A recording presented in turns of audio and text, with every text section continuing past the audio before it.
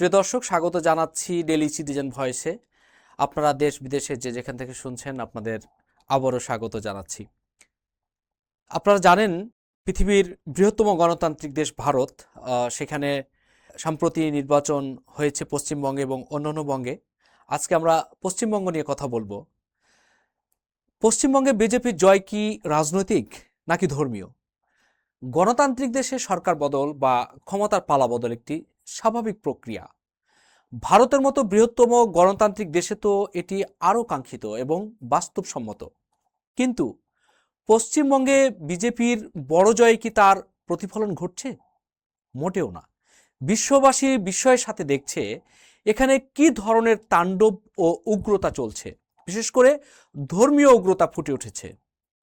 BJP জয়ের পূর্বাভাসেই শুরু হয়েছিল হেরে যাওয়া তৃণমূল ও এর সাথে মুসলমানদের ওপর হামলার ঘটনা। মুসলমানদের ঘরবাড়ি ভাঙচুর, তৃণমূলের দলীয় কার্যালয় ও চিহ্নিত নেতাকর্মী ভোটারদের বাড়িঘর ব্যবসা প্রতিষ্ঠানে ভাঙচুর আগ্রাসন চলছে রীতিমতো।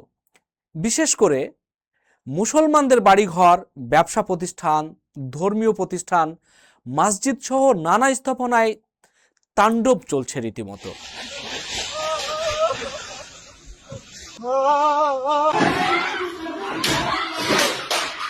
মুসলমানদের নামে বিভিন্ন নামফলক স্থাপনায় তাণ্ডব চালানো হচ্ছে।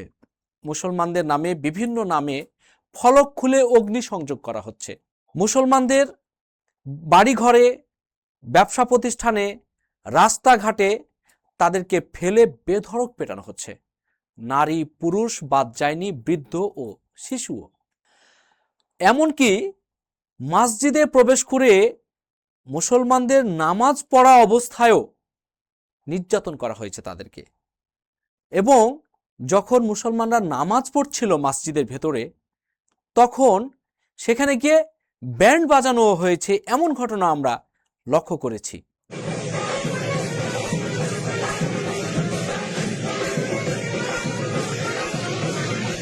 পশ্চিমবঙ্গে বিজেপির নির্যাতন তাণ্ডব মনে করিয়ে দেই 2 যুগ আগে ভারতের গুজরাটে সেখানে কি করা হয়েছিল। মুসলমানদেরকে কি নিধন করা হয়েছিল নির্বিচারে। সেখানে হাজারেরও বেশি মুসলমানের প্রাণ কেড়ে নেওয়া হয়েছিল ধর্মীয় উন্মাদনায়। পশ্চিমবঙ্গে গুজরাটের পদধ্বনি শোনা যাচ্ছে কি?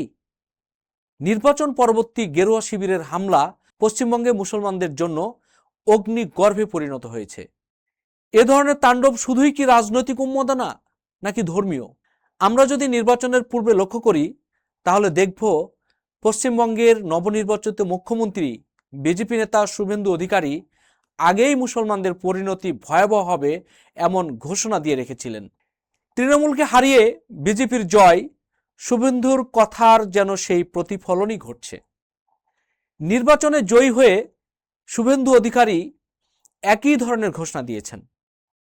তিনি নির্বাচনের আগে যেমন সতর্কতা দিয়েছিলেন এবং মুসলমানদের নিধন করার কথা বলেছিলেন, তৃণমূলকে নিঃশেষ করার কথা বলেছিলেন, ঠিক একইভাবে তিনি জয়ের পরও এই জয়কে হিন্দুত্ববাদের জয় হিসেবে তিনি ঘোষণা দিয়েছেন।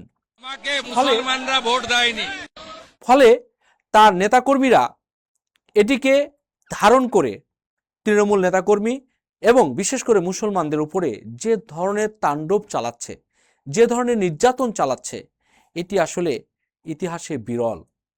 2002 সালে গুজরাটে যে মুসলমানদের উপরে ধর্মীয় ক্র্যাকডাউন চালানো হয়েছিল, সেদিকে কি হাঁটছে পশ্চিমবঙ্গ? এমন প্রশ্ন উঠেছে স্বাভাবিকভাবেই। প্রশ্ন উঠেছে পশ্চিমবঙ্গে নির্বাচনের মাধ্যমে রাজনৈতিক ক্ষমতার পালাবদল হলো নাকি ধর্মীয় জয় পরাজয়ের ভাগ্য নির্ধারণ হলো? শুভেন্দু অধিকারী পশ্চিমবঙ্গের বাংলাদেশ সীমান্তে আবারও কাঁটাতারের বেড়া দিতে চেয়ে বাংলাদেশের সাথে সম্পর্কের পরিবেশ উত্তপ্ত করতে চাইছেন কিনা এমন প্রশ্নও উঠেছে জনমনে। পশ্চিমবঙ্গ জুড়ে চলমান তাণ্ডবে বাংলাদেশ সরকার সীমান্তে সতর্ক নজর রেখেছে। বাংলাদেশের সংখ্যালঘুদের উপর কোনো ধরনের যেন আঘাত না আসে এবং বাংলাদেশে সংখ্যালঘুদের উপরে যেন কোনো ধরনের নির্যাতন না হয়, আঘাত না নেমে আসে, সে বিষয়ে বাংলাদেশের রাজনৈতিক নেতৃবৃন্দ এবং সরকার সতর্ক রয়েছেন এবং কোনো ধরনের যেন বাংলাদেশে উন্মাদনা তৈরি না করা হয় পশ্চিমবঙ্গকে কেন্দ্র করে, সেদিকে নজর রাখছেন এবং বাংলাদেশিদেরকে শান্ত থাকারও পরামর্শ দিয়েছেন। পশ্চিমবঙ্গে বিজেপি জয়ের পর চরম বিশৃঙ্খলা সৃষ্টি হয়েছে। চলমান সহিংসতায় বেশ কয়েকজন প্রাণও হারিয়েছেন, এর মধ্যে কয়েকজন মুসলমান রয়েছেন। একই সাথে প্রাণ হারিয়েছেন শুভেন্দু অধিকারীর ব্যক্তিগত সহকারীও।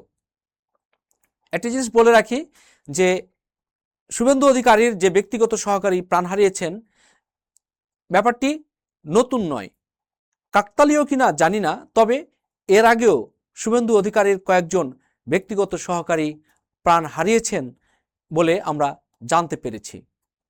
15 বছরের ক্ষমতায় থাকা তৃণমূলকে পরাজিত করে বিজেপির জয় মুসলমানদের ভাগ্যে নেমে এসেছে অবর্ণনীয় নির্যাতন। তাহলে প্রশ্ন উঠেছে, বিজেপির জয় কি রাজনৈতিক না ধর্মীয়? পশ্চিমবঙ্গের ধর্মীয় উন্মাদনা সারা বিশ্বে প্রশ্নের জন্ম দিয়েছে। বহু জাতিগোষ্ঠীর বাস যে ভারতে, নিরপেক্ষ দেশ হিসেবে গোটা বিশ্বে যে ভারত পরিচিত, এখন কি ভারত চাইছে ভারতকে একটি হিন্দু দেশ হিসেবে প্রতিষ্ঠিত করতে? যদি তাই হয়, তাহলে ভারতে বসবাসরত অন্তত 20 কোটি মুসলমান, তাদের কি হবে? ভারত কি আসলে পারবে, বা বিজেপি কি চাইলেই পারবে এই 20 কোটি মুসলমানকে সেখান থেকে নিশ্চিন্ত করতে? কিংবা তাদেরকে যদি নিশ্চিহ্ন করার পথে হাঁটে, তাহলে ভারত কি খুব স্বাভাবিকভাবেই, মানে ভারতের যে বহু দলীয় গণতান্ত্রিক এবং ধর্মনিরপেক্ষ দেশ হিসেবে যে ভারতের একটি পরিচিতি রয়েছে, সেটি কি আসলে টিকিয়ে রাখতে পারবে? এবং গোটা বিশ্বে ভারতের যে গ্রহণযোগ্যতা, সেই গ্রহণযোগ্যতা কি আসলে ধরে রাখতে পারবে?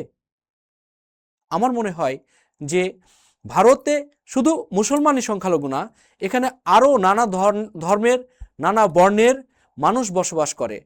তাহলে যদি ভারতকে হিন্দু রাষ্ট্র হিসেবে প্রতিষ্ঠিত করতে হয়, তাহলে তো নানা ধর্মের, নানা মতের, নানা বর্ণের, নানা পথের মানুষকে নিশ্চিহ্ন করতে হবে, অথবা তাদেরকে দেশ থেকে বিতাড়িত করতে হবে। আদৌ কি আসলে এটি ভারতের পক্ষে সম্ভব? এটি কি যৌক্তিক? কোনোভাবেই নয়।